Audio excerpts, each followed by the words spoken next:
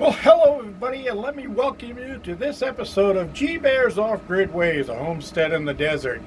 We're out here in the electric room because we've been having day and night non-stop high winds out here, 30 miles an hour. And then you can see the voltage on my battery banks here. This is a 12-volt battery bank, and you see it all the way up at 14.3. Well, the dump load, the yellow light means the dump load is dumping the extra electricity because I have more than I need. And even though I'm running extra electrical items inside the cabin, 2 refrigerators, all that kind of stuff, and working in the shop all day, I still have more electricity than I need because of this wind.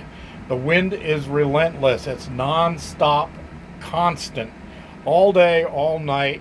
Sounds like a hurricane. It actually rumbles the cabin because of the gusts that are kicking in. So anyway, I wanted to show you. Here's the gauge that shows what the wind turbine, or the PMA. This is a permanent magnet alternator, not a permanent magnet generator. You see that? Look at that.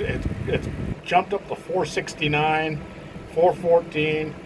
This is constant all day, all night. So I'm getting these extras. I've seen it up to 600 watts with these winds and the wind gusts. Right now, of course, because I'm showing you this, the winds are intermittent, up and down.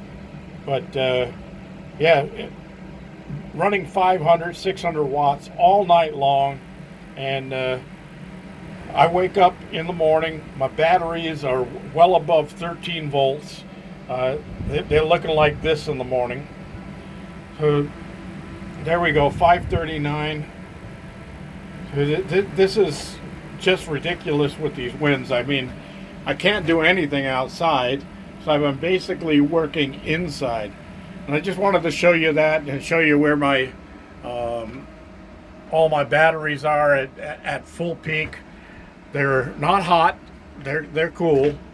I had to open up this door to let the heat from here go out because this little thing here is putting off heat. I could heat the cabin with that, and that's only a 300 watt resistor, and that's burning 300 watts of electricity, and I still have full batteries because I've got sun and I've got wind all at the same time. And I don't really need the wind during the day like this. I need it at night. But boy, I tell you, it's hard sleeping at night with that wind just gusting like crazy. It sounds like the world is falling down outside. And then I come out here and I have to go pick things up that have blown down the way here. The chickens, they're just hunkered down inside their coops. Even though the door's open, they don't want to go out in this. And I've got those low panels on there, but the wind is blowing right over the tops of those. And just really, I'm sorry, you probably can't hear me right now. I'm going to head inside and get out of this wind. Oh my gosh. Woo. So anyway, I've been working on the drywall in here. And as you can see, I've been taping and mudding and that kind of stuff. And this is all first coat stuff all the way through here. And remember that big crack in the ceiling? Well, that's been first coated over. That needs a quick scrape down and a second coat, and I'll smooth that out. I still have to tape this joint and that joint and do the corners around this room right here. I haven't done the top corners. I've done them in this room already, as you can see.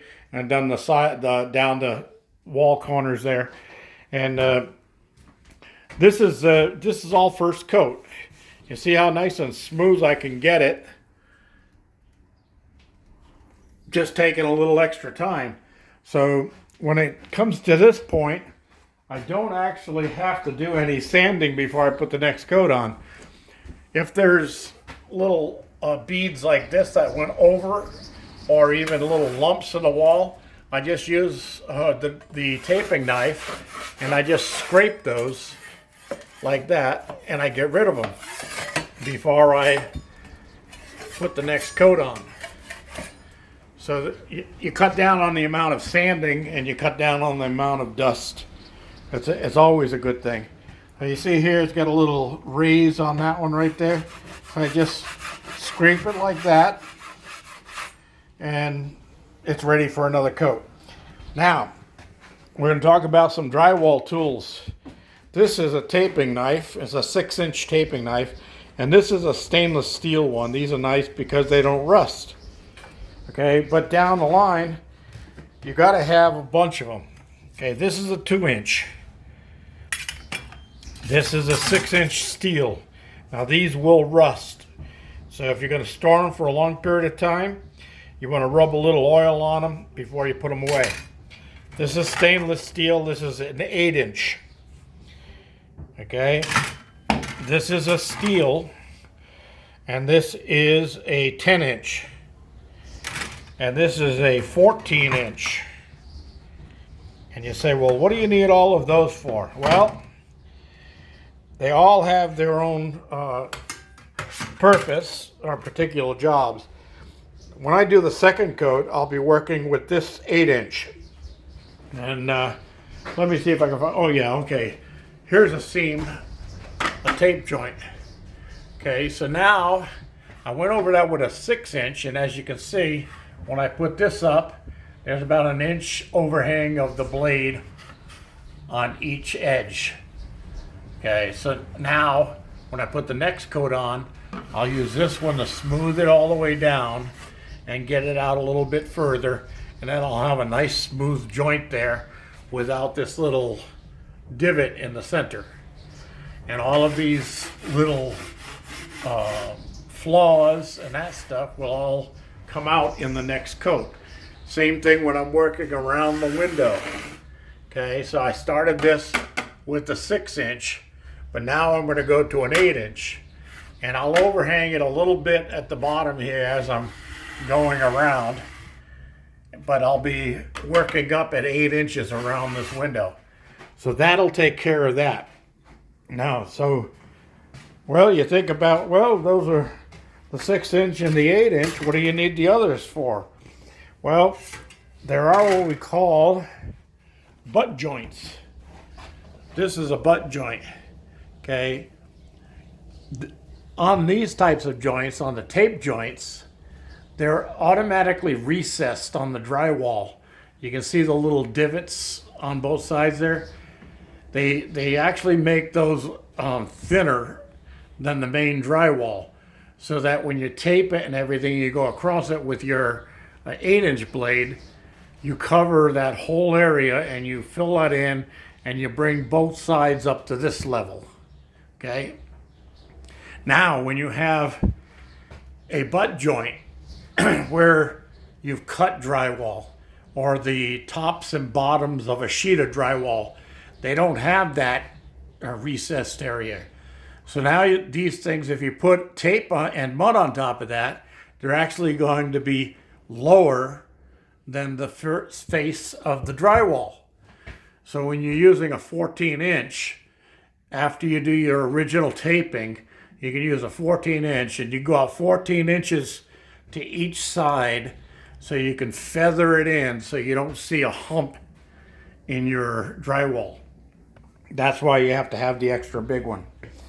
Okay, some of the other tools, I don't know if I showed this already, but this is called a kick lifter. Okay, you see what it looks like on the end, and it's got a little piece of pipe underneath it. And what this is for is when you're hanging a full sheet of drywall, and if you cut it and it might have a little, might be a little bit short. Well, you don't want the short to be up there at the top. You'd rather have that at the bottom, which is going to get covered by baseboard, and it's going to have a unit there, a 2x4 there anyway at the bottom. So you put this thing down, and you set your drywall in place and put this underneath it.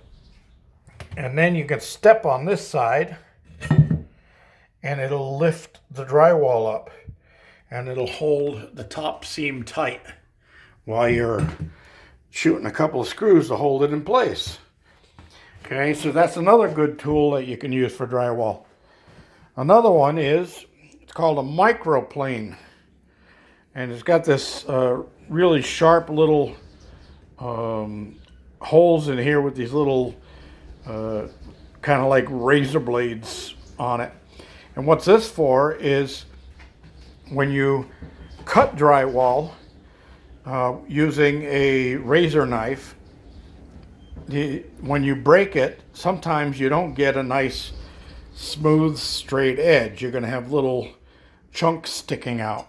So you use this to sand that down and get it nice and square before you put the two joints together. That's for where you're doing butt joints. But what I've found over the years is I use my table saw, my chop saw, and my skill saw to cut the drywall. And as you can see, that metal piece out there, that's a straight edge. I can set that up so that when I'm using the skill saw, I can still make a straight cut across the panel. And when I do that, I get really nice squared edges, and it saves a lot of hassle and a lot of extra time. Okay, metal caps. You see them on the window here. You can see how I told you they would come up to the wood. And now I'll put after I'm done, I'll put a bead of caulk down in this joint so that it seals it and there's no air leaks. And then I'll paint everything.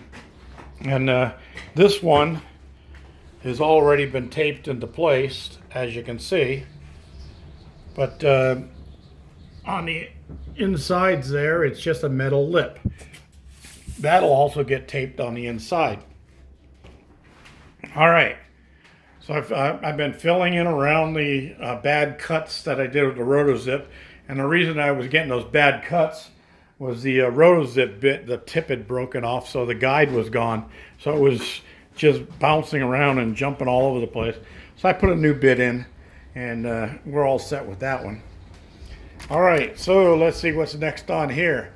Oh yeah, I did make the two pantry doors for the pantry here.